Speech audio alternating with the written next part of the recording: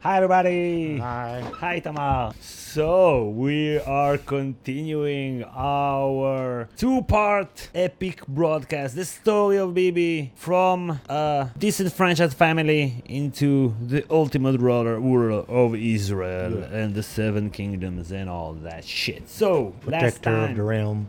protector of the realm Protector of the Jewish people. against the evil left-wingers. We are like the White Walkers. So last time we talked about Bibi at the lowest point of his political career, Right. sort of. Yeah, came back and lost. Yeah, came back, got only 12 seats. The Likud, from being the biggest party in the parliament, became the fourth large party in the parliament. And all the big guns left. Yeah. Nobody knew the new guys. Exactly, and that was like they call it the Big Bang, the political Big Bang. And we need to go back a year or so earlier than that. Before 2006 election, there was a huge operation, an historical operation, Right. in Israel that called the Disengagement, the Hitnatkut. That's the newspeak. Yeah, it was a right-wing plan. A Likud plan. A Likud plan carried out by Ariel Sharon, a Likud right-winger prime minister. Lifetime right-winger, epic right-winger. One of the founding fathers of the settlement movement. A hero to the settlement. A hero to the settlement movement back then. And I guess, with corruption scandals / he understood, things that you see sitting on the throne are different than things you see. Yeah, global pressures also. Global pressure, yeah. So he wanted to do something. He was pressured by George W. Bush to do something. It's also like a preemptive move to maybe even make sure there won't be any disengagement ever again. But what was the disengagement? It was deporting / returning moving 8,000 settlers in the Gaza Strip. Right. And the Likud was torn about that party. Literally, because one of the Sharon's, disengagement program was, maybe carried by the right wing, but the left, after the Second Intifada started saying something like that, we need to get out of Gaza. Right, but reluctantly accepted. Yeah. We didn't champion it at first. We said, no, we should have an agreement with Mahmoud Abbas, with the head of the PLO, and not just leave just like that. We have to set the stage for them to replace us. They had like a caucus of rebels against the disengagement, and Bibi was one of them. Yeah, even though he voted four times for the disengagement in parliament and in government. Watch it now. Yeah. בנימין נתניהו, בעד. 4 times. He still denies. He said 4, but he left right after. So that doesn't count. After it was Just passed, he left line or whatever. Right. So that kind of set the stage for the Likud becoming more right-wing, because since Kadima was now occupying the center of the political spectrum, so they were pushed to the right. But people supported this disengagement. 70% of Israelis supported the disengagement. In most polls, it was 70 or close to 70. Right. Like at least 2/3 of Israelis from the left and the right. Right. And center, support. right. Yeah, and center supported. But yeah. Bibi said, if we leave, they will shoot missiles at us. Yeah, they shot missiles at us before we left. Right. And He said martyrs, Ashdod. Yeah, he was right. He was right. Even, but you don't have to have yeah. 8,000 settlers in Gaza Strip in order to stop missiles. That's kind of weird. Yeah. But so somehow Bibi managed to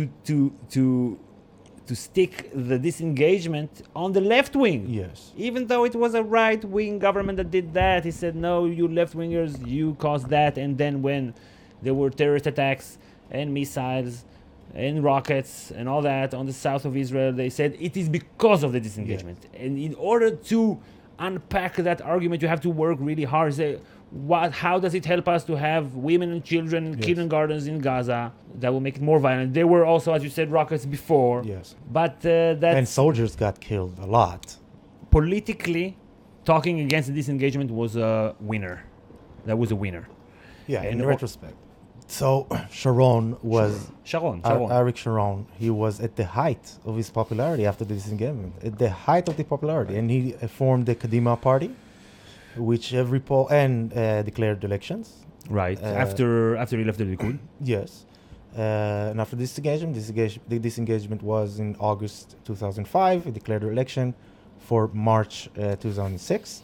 So if we go back to Bibi during that time, at the lowest point of his political career, or every poll gives Kadima, the party of Ariel Sharon, above 50 mandates, above 50 seats. Right.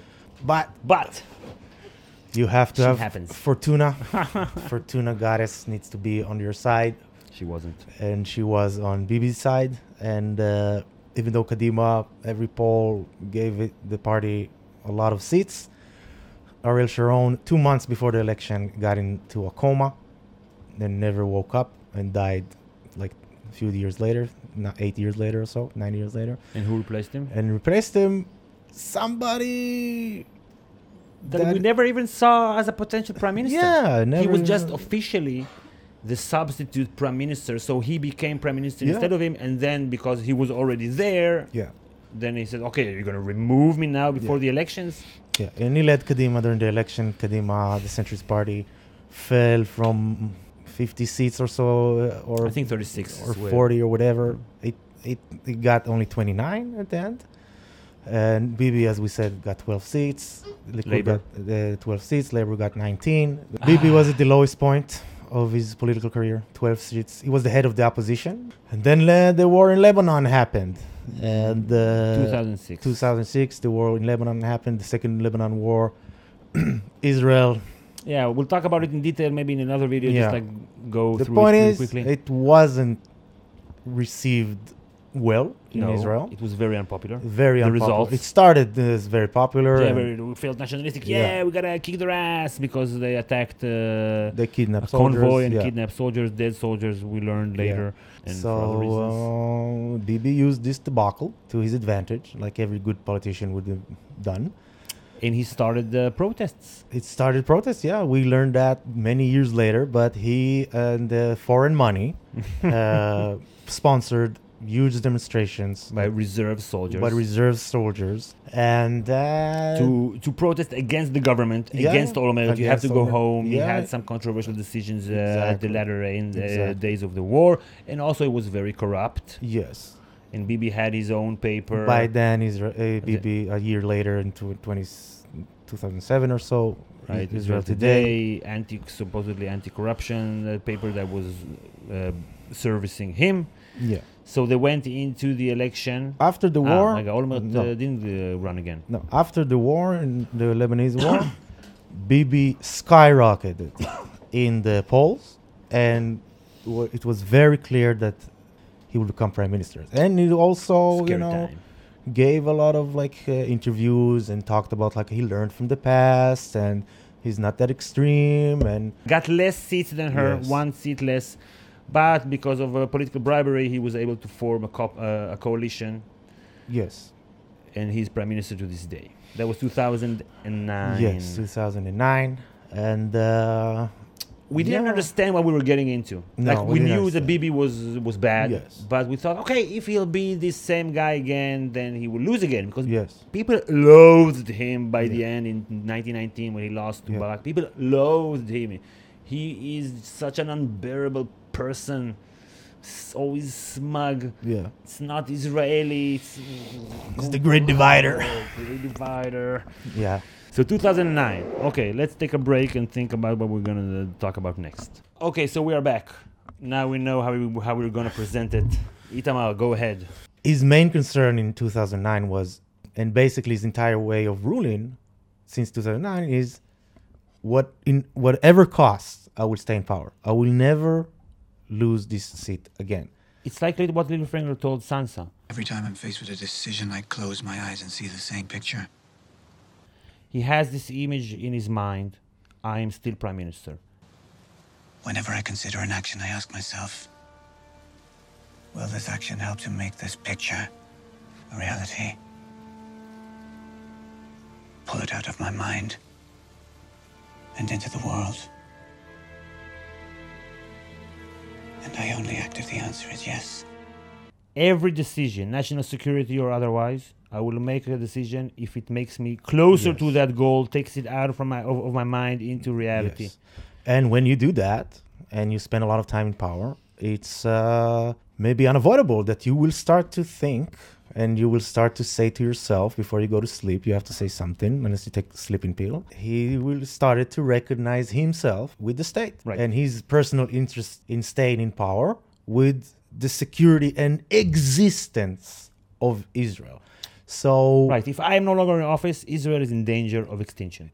No, so he introduced this whole new discourse that existed only in the the extreme, the fringes of the places, in the right wing or whatever. He created a whole new discourse in Israel since 2009, and we had a newspaper that helped him do that, which is also something new in Israel and that never existed, like a propaganda, Pravda-like newspaper devoted entirely to keeping him in power. Right, unabashedly. Yeah, unabashedly, unapologetically. Yeah, unapologetically, like you don't have to have like journalistic integrity. Yeah. No. Yeah. Because they are all against me, so we will be for Bibi no matter what. Yeah, and the quote-unquote they part was introduced, like if it exists only in the fringes, now it's like in the mainstream. He brought into light and emphasis and put a big emphasis of finding traitors and finding foreign powers that are trying to hurt Israel. He identified groups of people inside Israel, mainly the old elite, which is the left and the Ashkenazi and whatever, as these traitors, these perpetrators of this conspiracy. And once he declared that he supports two-stage solution, one of his first speeches, the infamous Bar Ilan speech, he said, I support two-stage solution. He also neutralized a lot of the center because he said, I support what you support. Right. But do you want them to do that? Remember the disengagement? Do you want you want them to do that? No, you want me to do that. Right. I will do that carefully. And then what the only criticism that they can have is personal. It's personal. Exactly. It's personal. No, we need to do that, not you. Because Bibi, you are this way and that also worked out to his advantage. Yeah. The more he has been attacked, the more he has been able to solidify the people around him. He exchanged accusations with the head of the Shin Bet. And I remember this, the head of the Shin Bet, he stayed in office even though the prime minister said horrible things about that it was his fault.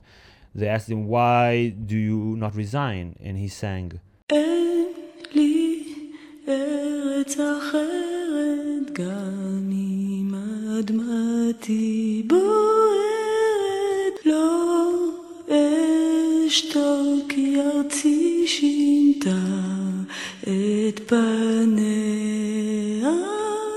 לא אוותר להזכיר לה ואשיר כאן באוזניה עד שתפקח את עיניה. But that was, okay, so the second really weird James Bond-like thing that happened with Bibi, that was so weird. Patriotism is loyalty to the leader, not the state. It's the opposite of what's happening in the Westeros. Come on, and Putin and Trump and Erdogan and all these very, very, very nice individuals. Yeah. So now Bibi, he is like King Bibi. I don't think he can be voted out because of what you said, that the left wing are the traitors. Yeah. Are you going to back the head of the National Party or the traitors in Bibi? So we are living under a prime minister that hates us and has said horrible things about people that we think are doing good stuff. Yeah. And has sent people to attack them viciously, ferociously, sometimes Nazi-like, if you remember Im Tirtzu and their list of artists and stuff that are traitors, and the ad that they took out against heads of NGOs that basically say that they are the ones who allow a terrorist to kill Israelis. You remember that one with a knife and stuff like that?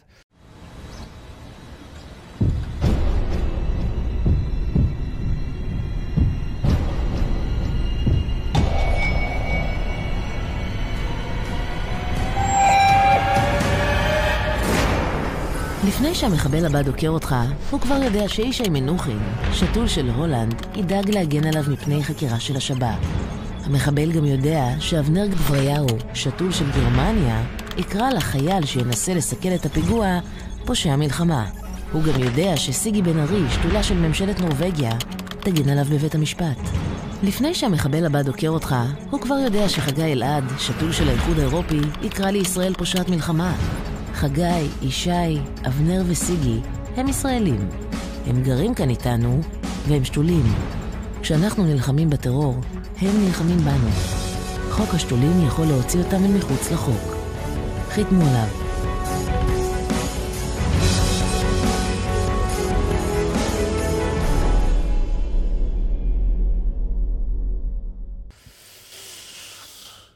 Fun time.